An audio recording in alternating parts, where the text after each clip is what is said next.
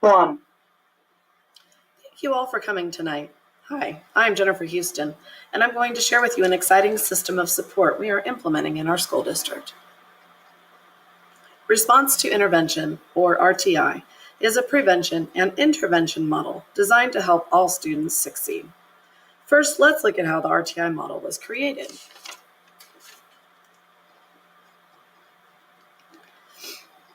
There were major initiatives back in the early 2000s that helped create the RTI model. In 2001, the Office of Special Education Programs gathered researchers to discuss learning disabilities. Since they determined that learning disabilities will impact a person for their whole life, they determined that we needed an effective system to identify them. In 2002, President's Commission on Excellence in Special Education reviewed the testimony and comments of how special education is functioning.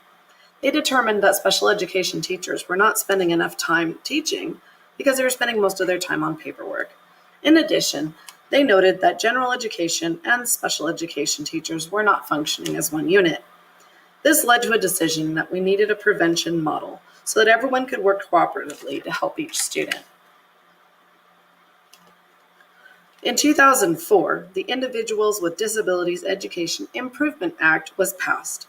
These were new amendments added to the original IDEA Act of 1975, which helps schools identify learning disabilities accurately while preventing learning difficulties while ensuring equal access to education. These reports, findings, and recommendations led to a multi-tiered intervention strategy known as RTI. Each layer increases the intensity of instruction. Schools create teams to consider the data, then use the data to identify students who are struggling. They create a plan to help the students overcome their difficulties. As a student progresses through the tiers, it helps teachers accurately identify students who should be screened for learning disabilities. When a student is referred to special education, there is consistent data linked from RTI to assist in the special education assistance process. This image is an example of a visual of RTI created for the Humble ISD School District in Texas. Students don't necessarily tell you they are struggling. Teachers take careful observations over time, but the most effective method is using data. This is key to RTI. Universal screening simply means that all students are given the same research-backed screening measures in reading and in math. They can vary by grade level, but are consistent across the school district. If a child shows a need at any time, then the teacher will use progress monitoring. They will set a specific goal and use a designated time.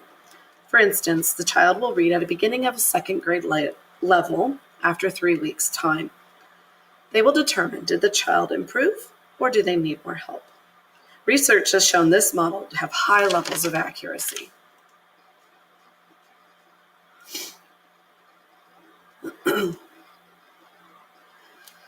Students, of course, will get help at whatever level they're at. This tells us how many students approximately are at each level. 80% of students will achieve success in Tier 1 instruction. This is where the core instruction takes place in the general education classroom. Approximately 15% of students will need additional support.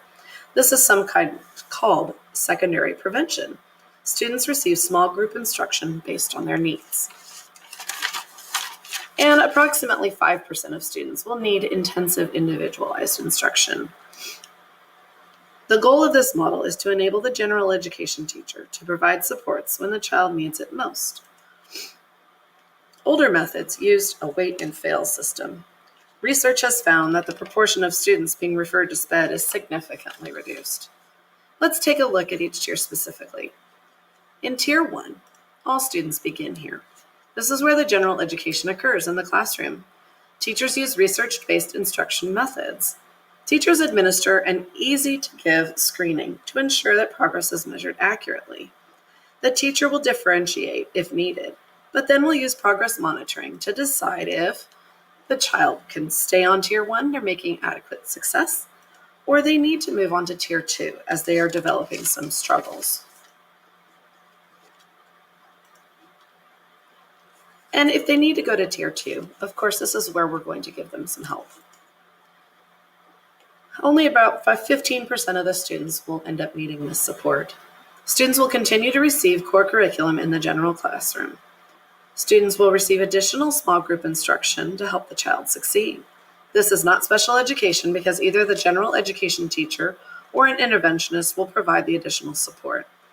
After the additional instruction has been used for a designated time, teachers will use data from progress monitoring to decide if the child can return to Tier 1 as they have reached their goals. They need to stay on Tier 2, they just need some more time. Or they need to move to Tier 3. They made little progress with the supports in place. In Tier 3, remember, only about 5% of the students will require this support. It's designed for students who continue to struggle and show minimal progress in Tier 2. They receive specialized and individualized systems that are put into place for this particular child. They're placed in very small groups, 2 to 3, or taught individually. Teachers may modify the curriculum or use specific curriculum for their needs. This can be in special education or other intervention classes such as dyslexia. Data from the progress monitoring and screenings tend to show that the child's progress is lower than the average grade level student, and that the child's individual progress is less than what the average grade level student would demonstrate. When the IDEA Act was passed 35 years ago, it made big changes in special education. 35 years later, the U.S. Department of Education and Office of Special Education and Rehabilitative Services wrote a report about the impacts and progress since it has passed. These findings are quoted from the report. More young children with disabilities receive high-quality early intervention. More children with disabilities are attending neighborhood schools and receiving access to the general education curriculum. More youth with disabilities are graduating from high school. More youths with disabilities are enrolled in post-secondary programs.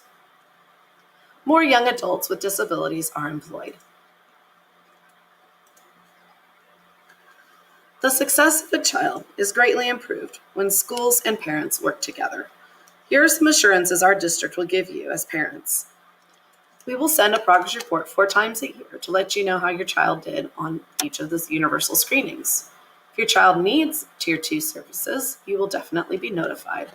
Please be assured that all our teachers have had extensive training for all this research-backed instruction. We have an RTI committee made up of teachers from all grade levels, subject matter, and special education and administration. And we are working to create Parents as Partner Nights. These are to help provide supports and ideas of how you can help at home. There are 2 really good websites that I would encourage you to visit if you would like more information about this. And of course, a recording of this presentation will be available through the link made on your handout. Thank you very much.